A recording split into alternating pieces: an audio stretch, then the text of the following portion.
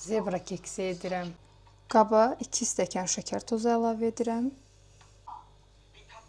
5 ədəd yumurta əlavə edirəm. Mikserlə ağarana dək çırpıram.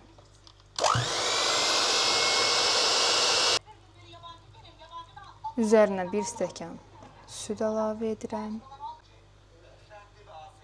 Unu əlavə edirəm. Çay qaşığı yarısı qədər duz əlavə edirəm.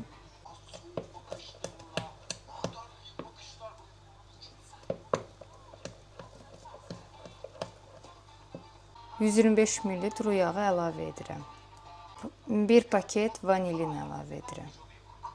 2 hissəyə bölürəm. 60 ml kakao əlavə edirəm içinə. Topak qalmayacaq şəkildə mikserlə çırpdım.